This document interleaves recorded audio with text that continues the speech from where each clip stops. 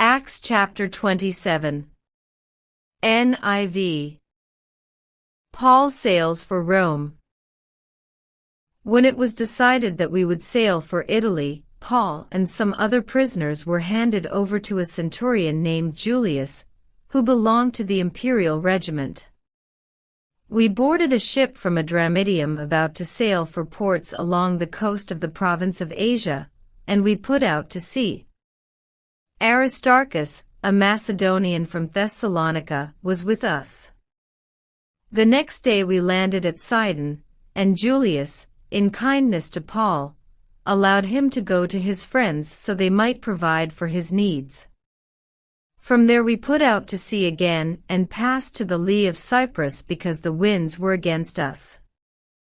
When we had sailed across the open sea off the coast of Cilicia and Pamphylia, we landed at Myra in Lycia. There the centurion found an Alexandrian ship sailing for Italy and put us on board. We made slow headway for many days, and had difficulty arriving off Cnidus. When the wind did not allow us to hold our course, we sailed to the lee of Crete, opposite Salmone. We moved along the coast with difficulty and came to a place called Fair Havens, near the town of Lasea. Much time had been lost and sailing had already become dangerous because by now it was after the Day of Atonement. So Paul warned them, "Men, I can see that our voyage is going to be disastrous and bring great loss to ship and cargo, and to our own lives also." But the centurion, instead of listening to what Paul said, followed the advice of the pilot and of the owner of the ship. Since the harbor was unsuitable to winter in, the majority decided that we should sail on, hoping to reach Phoenix and winter there. This was a harbor in Crete, facing both southwest and northwest. The storm. When a gentle south wind began to blow, they saw their opportunity, so they weighed anchor and sailed along the shore of Crete.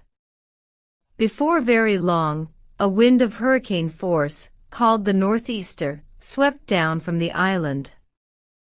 The ship was caught by the storm and could not head into the wind, so we gave way to it, and were driven along. As we passed to the lee of a small island called Cauda, we were hardly able to make the lifeboat secure, so the men hoisted it aboard. Then they passed ropes under the ship itself to hold it together. Because they were afraid they would run aground on the sandbars of Syrtis, they lowered the sea anchor and let the ship be driven along. We took such a violent battering from the storm that the next day they began to throw the cargo overboard. On the third day, they threw the ship's tackle overboard with their own hands. When neither sun nor stars appeared for many days and the storm continued raging, we finally gave up all hope of being saved. After they had gone a long time without food, Paul stood up before them and said, "Men, you should have taken my advice not to sail from Crete. Then you would have spared yourselves this damage and loss. But now I urge you to keep up your courage, because not one of you will be lost, only the ship will be destroyed."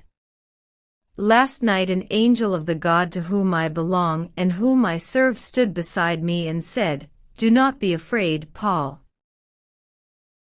You must stand trial before Caesar, and God has graciously given you the lives of all who sail with you.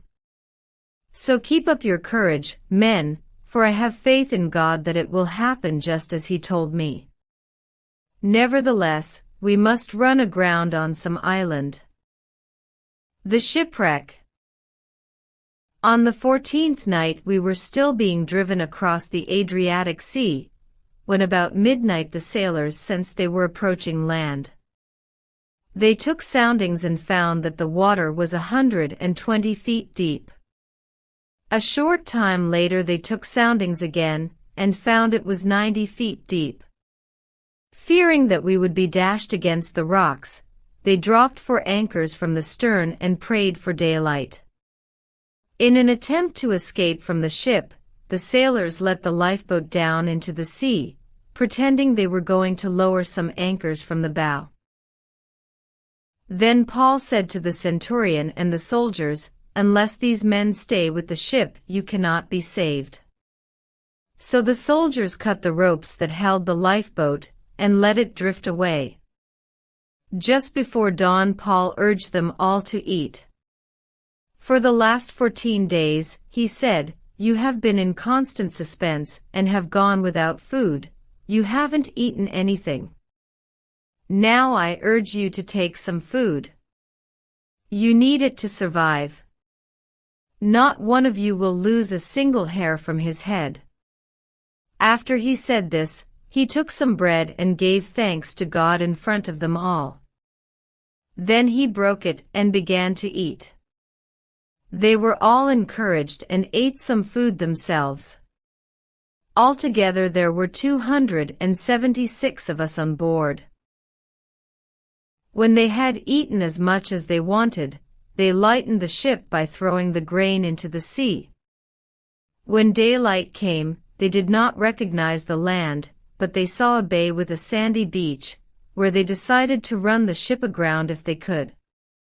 Cutting loose the anchors, they left them in the sea, and at the same time untied the ropes that held the rudders. Then they hoisted the foresail to the wind and made for the beach. But the ship struck a sandbar and ran aground. The bow stuck fast and would not move, and the stern was broken to pieces by the pounding of the surf. The soldiers planned to kill the prisoners to prevent any of them from swimming away and escaping. But the centurion wanted to spare Paul's life and kept them from carrying out their plan. He ordered those who could swim to jump overboard first and get to land. The rest were to get there on planks or on other pieces of the ship. In this way everyone reached land safely.